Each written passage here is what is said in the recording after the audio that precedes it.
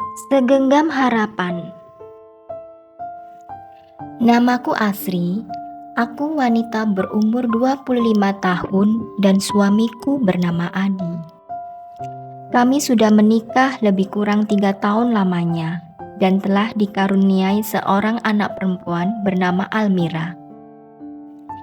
Mas Adi sendiri lahir dari keluarga yang sangat kaya raya, berekonomi yang cukup, dan memiliki sawah yang berhektar-hektar. Hanya saja karena Mas Adi memaksa menikahiku, seorang gadis yang tidak tahu asal-usulnya dan tidak tahu siapa orang tuanya yang selama ini hidup di panti asuhan.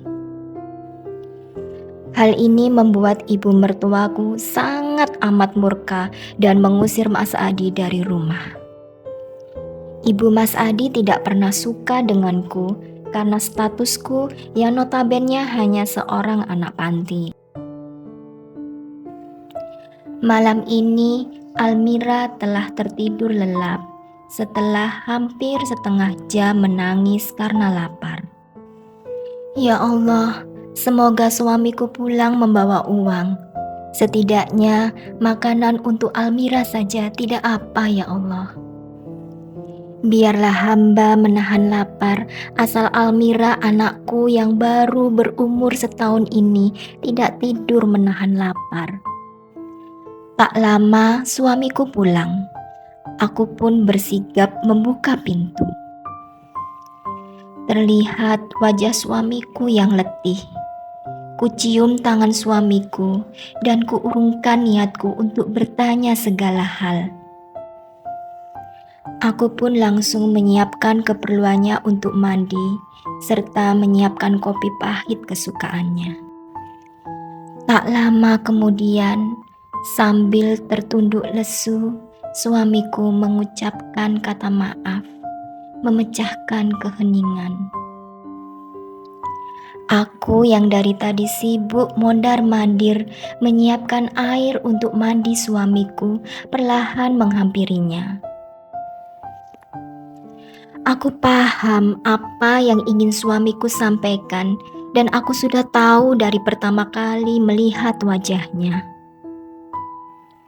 Ku pegang lembut wajahnya yang kusam akibat terkena sinar matahari. Sejak di PHK dari kantor lamanya 3 bulan yang lalu, Mas Adi tidak punya pekerjaan. Uang kami telah habis untuk memenuhi kebutuhan.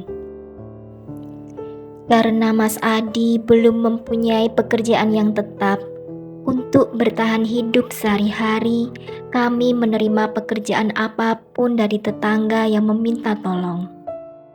Bahkan bila ada tetangga yang menyuruh mencuci dan menggosok baju di rumahnya, aku dengan senang hati mengerjakannya walau hanya dibayar seikhlasnya.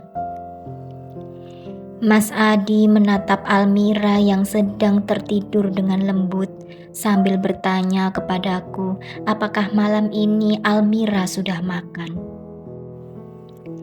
Aku pun ikut memandangi wajah Almira dan berkata kepada Mas Adi bahwa malam ini Almira belum makan karena beras kita sudah habis. Sebelum Almira tertidur, Almira hanya meminum ASIku saja. Tapi sepertinya ASIku sudah tidak banyak lagi. Bukan tanpa alasan mengapa air susuku sedikit, karena nutrisi dan gizi yang kudapatkan sangat sedikit. Hal itulah yang membuat produksi ASIku kurang. Sambil meminta maaf terus kepadaku, Mas Adi menjambak rambutnya dengan kalut. Terlihat wajah Mas Adi sangat sedih. Kalau sudah begini, aku jadi tidak tega melihatnya.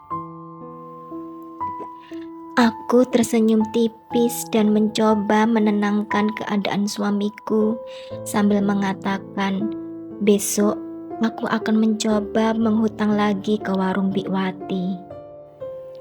Suamiku memberikan ide kepadaku dan meminta tolong kepadaku agar aku mau datang ke rumah mertuaku untuk meminjam beras karena sekarang sedang musim panen.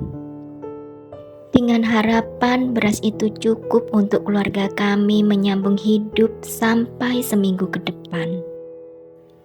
Di dalam hatiku yang paling dalam, aku tidak menyetujui ide suamiku itu.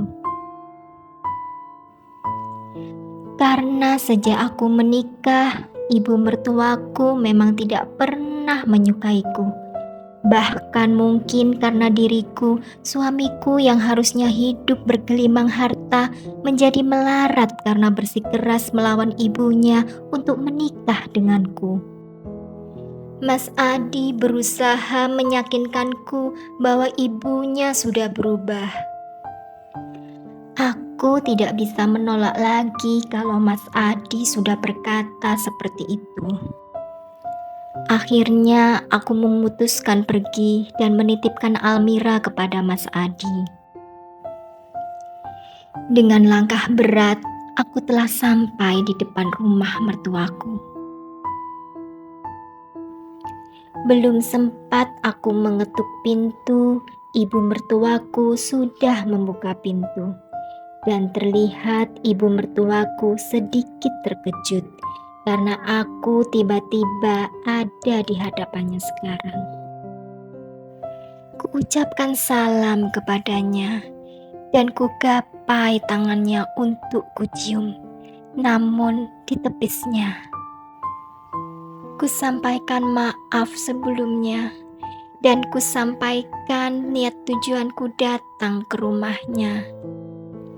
Sambil menunduk karena aku sangat takut menghadapi mertuaku, aku memohon kepada mertuaku agar mau meminjamkan beras kepada kami.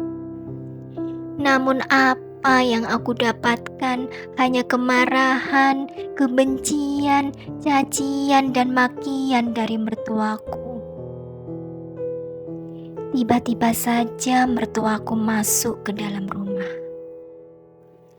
Tak lama kemudian ibu mertuaku kembali keluar dan tiba-tiba saja menghempaskan segenggam beras yang baru diambilnya ke mukaku.